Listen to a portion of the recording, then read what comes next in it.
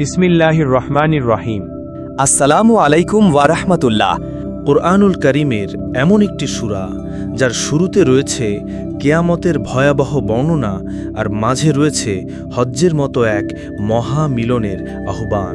যে সূরাটি শুরু হয়েছে সমগ্র মানব জাতিকে সম্বোধন করে আর শেষ হয়েছে ঈমানদারদের জন্য বিশেষ নির্দেশনা দিয়ে। আজ আমরা কোরআনের সেই অনন্য সূরা আল হাজ নিয়ে এক গভীর পর্যালোচনায় ডুব দেব। চলুন এই ঐশী সফরের শুরু থেকে শেষ পর্যন্ত প্রতিটি অংশ বিস্তারিতভাবে জেনে নিই। চলুন প্রথমেই সূরাটির মৌলিক পরিচিতি জেনে নিই। বর্তমান কোরআন মাজিদের বিন্যাস অনুযায়ী এটি ২২ নং সূরা, যার আয়াত সংখ্যা ৭৮। এই সূরাটির একটি অনন্য বৈশিষ্ট্য হল এর কিছু অংশ মক্কি এবং কিছু অংশ মাদানী যুগে নাজিল হয়েছে। নাজিলের ধারাবাহিকতা অনুযায়ী এটি ১০৩ নং সূরা। এর আগে সূরা নূর এবং পরে সূরা মুনাফিকুন নাজিল হয়েছিল। এক নজরে সূরা হাজ এর নামের রহস্য ও মূল বিষয়বস্তু। এই সূরার নাম হাজ কেন রাখা হলো? হাজ শব্দের অর্থ হল কোনো সম্মানিত সত্তার কাছে যাওয়ার ইচ্ছা করা। আল্লাহ তাআলা যখন ইব্রাহিম আলাইহিস সালামকে লোকদেরকে হাজ করার জন্য কাবা ঘরের দিকে ডাকার আদেশ দেন, সেই বিবরণ এই সূরার ২৬ থেকে ৩৭ নং আয়াতে উঠে এসেছে। সেই সাথে উঠে এসেছে হাজ ও পশু কোরবানির তাৎপর্য। সেখান থেকেই এই সূরার নামকরণ করা হয়েছে হাজ। সূরাটির প্রধান ৪টি বিষয়বস্তু হল কিয়ামতের বিভীষিকা, ইব্রাহিম আলাইহিস সালাম ও কাবা ঘরের বর্ণনা এবং কাফিরদের অবাধ্যতার পরিণতি। সূরা হাজ এর শানে নুজুল বা নাজিলের প্রেক্ষাপট। আল্লাহ তাআলা পুরো সূরাটিতে ৩ ক্যাটাগরির মানুষের ব্যাপারে কথা বলেছেন: কাফির, দোদুল্যমান মুসলিম ও সাচ্চা ঈমানদার। প্রথমত, মক্কার কাফির মুশরিকদের সাবধান করা হয়েছে যাতে তারা হঠগারিতা ছেড়ে দেয় এবং মুসলিমদের বিরুদ্ধে চক্রান্ত বন্ধ করে, কারণ কোনো বিপদ আসলে তাদের উপাস্যরা কোনো উপকারে আসবে না। দ্বিতীয়ত, সেই মুসলিমদের কথা বলা হয়েছে যারা ঈমানের ব্যাপারে দ্বিধাগ্রস্ত। যতক্ষণ তারা নিরাপদ থাকে ততক্ষণ আল্লাহর সাথে থাকে, কিন্তু যেই জুলুম নির্যাতন আসে অমনি আল্লাহকে ভুলে বসে যায়। আল্লাহ জানিয়ে দিলেন তিনি বিপদে ফেলতে চাইলে কেউ ঠেকাতে পারবে না, আর উপকার করতে চাইলে কেউ ক্ষতি করতে পারবে না। তৃতীয়ত, সাচ্চা ঈমানদারদের কথা বলা হয়েছে।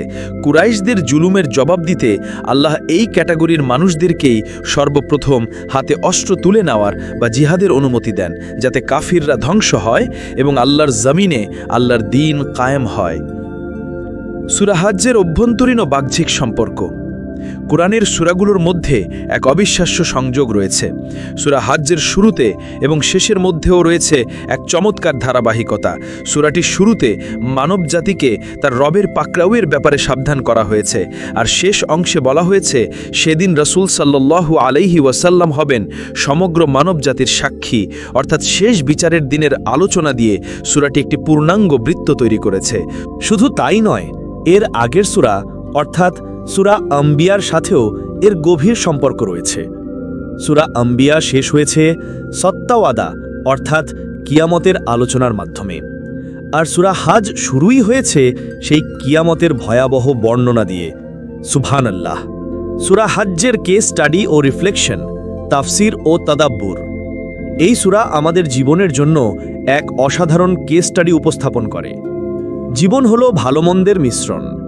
যখন সুখ আসে তখন আল্লাহর শুকরিয়া আদায় করা এবং তার ইবাদতে মন লাগানো উচিত, আর যখন নিয়ামত হারিয়ে ফেলি বা পরীক্ষায় পড়ি তখন হতাশ না হয়ে সবর করা উচিত, কারণ একজন মুমিন কখনোই আল্লাহর প্রতি অকৃতজ্ঞ হয় না। এই সূরা আমাদের গভীরভাবে চিন্তা করতে শেখায়। প্রথমত, ৮ নং আয়াতে আল্লাহ সেই লোকদের কথা বলেছেন যারা কোনো জ্ঞান, পথ নির্দেশনা বা ঐশী কিতাব ছাড়াই আল্লাহকে নিয়ে তর্ক করে। এর শিক্ষা হলো যে বিষয়ে আমাদের স্পষ্ট জ্ঞান নেই সে বিষয়ে তর্কে জড়ানো উচিত নয়, এতে নিজেরই পথভ্রষ্ট হওয়ার আশঙ্কা থাকে। দ্বিতীয়ত, ৪৬ নং আয়াতে আল্লাহ প্রশ্ন করেন, তারা কি দুনিয়ায় ঘুরে দেখেনি? তাহলে তো তারা অনুধাবন করার মতো হৃদয় পেতে পারত। এর শিক্ষা হলো আমাদের ভ্রমণের উদ্দেশ্য কেবল খাওয়া দাওয়া বা হৈহুল্লোড় নয়, বরং আল্লাহর নিদর্শন দেখে শিক্ষা গ্রহণ করা এবং অন্তরকে জাগ্রত করা। সূরা হাজ এর গতিপথ ও বিষয়ভিত্তিক বিভাজন। সূরাটির গতিপথকে 4টি প্রধান ভাগে ভাগ করা যায়। 1. কাবার প্রকৃত তত্ত্বাবধায়ক কারা, সেই প্রশ্ন তোলা হয়েছে। 2. মুসলিমদেরকে জিহাদের বৈধতা এবং একটি স্বতন্ত্র রাষ্ট্র গঠনের নির্দেশনা দেওয়া হয়েছে। 3. তাওহিদ অস্বীকারী পূর্ববর্তী জাতিগুলোর পরিণতির কথা স্মরণ করিয়ে দেওয়া হয়েছে। এবং সবশেষে মুমিনদের প্রতি আনুগত্য, জিহাদ ও দাওয়াতের বিষয়ে বিশেষ নির্দেশনা দেওয়া হয়েছে। চলুন এবার আয়াত অনুযায়ী বিষয়বস্তুগুলো দেখে নিই। আয়াত 1 থেকে 7 কিয়ামতের ভয়াবহ বর্ণনা। আয়াত 8 থেকে 16 মুশরিক ও মুনাফিকদের ইবাদতের ধরন নিয়ে আলোচনা। আয়াত 17 থেকে 24 কাফির ও মুমিনদের মধ্যকার স্পষ্ট ব্যবধান। আয়াত 25 থেকে 37 আল্লাহর পথে বাধা দেওয়ার শাস্তি। আয়াত 38 থেকে 41 জুলুমের বিরুদ্ধে জিহাদের অনুমতি। আয়াত 42 থেকে 48 ধ্বংসপ্রাপ্ত জাতিদের মধ্যে থাকা শিক্ষা, মানুষ, আল্লাহ ও আত্মসমর্পণ। সূরাটি আমাদের দুটি ভিন্ন দৃষ্টিকোণ থেকে চিন্তা করতে শেখায়। প্রথমত, সূরার শুরুতে মানুষকে নিজের দুর্বলতার দিকে তাকাতে বলা হয়েছে, ভাবতে বলা হয়েছে কত অসহায় করে তাকে সৃষ্টি করা হয়েছে। দ্বিতীয়ত, মানুষকে আল্লাহর বিশাল সৃষ্টির দিকে তাকাতে বলা হয়েছে, ভাবতে বলা হয়েছে এই দুর্বল মানুষের তুলনায় আল্লাহর সৃষ্টি কত বিশাল ও শক্তিশালী। তৃতীয়ত, এই দুটি বিষয় নিয়ে চিন্তা করলে একজন বিবেচবান মানুষের সিদ্ধান্ত একটাই হতে পারে, আমি আমার রবের সামনে আত্মসমর্পণ করলাম। সূরা হাজ এর ফজিলত ও শেষ শিক্ষা। এই সূরার একটি বিশেষ ফজিলত রয়েছে। উকবা ইবনু আমির রাদিয়াল্লাহু আনহু বলেন, আমি বললাম, হে আল্লাহর রসুল, সূরা হাজ বিশেষ মর্যাদার অধিকারী, কারণ তাতে দুটি সিজদা আছে। আল্লাহর রসুল সাল্লাল্লাহু আলাইহি ওয়াসাল্লাম বললেন, হ্যাঁ, যে ওই দুটি সিজদা আদায় করবে না সে যেন তা না পড়ে। আর সবশেষে এই সূরা থেকে আমরা এক চূড়ান্ত শিক্ষা পাই, মূর্খের মতো জ্ঞান ছাড়া দিন নিয়ে কারো সাথে বিতর্কে জড়ানো যাবে না, কারণ এতে নিজেরই পথভ্রষ্ট হবার প্রবল আশঙ্কা থাকে। এক নজরে সূরা হাজের উপসংহার।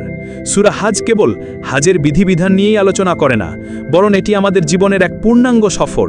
নিজের দুর্বলতা চেনা থেকে শুরু করে আল্লাহর বিশালতার কাছে আত্মসমর্পণ করা এবং জ্ঞান ও প্রজ্ঞার সাথে জীবন পরিচালনা করার এক ঐশী নির্দেশনা। আল্লাহ আমাদের সবাইকে এই সূরার গভীরতা অনুধাবন করার এবং এর শিক্ষা অনুযায়ী জীবন গড়ার তৌফিক দান করুন। আমিন। ভিডিওটি ভালো লাগলে লাইক করুন, আপনার মতামত কমেন্টে জানান এবং সত্যের এই যাত্রায় সঙ্গী হতে চ্যানেলটি সাবস্ক্রাইব করুন। জাযাকুমুল্লাহু খাইরান।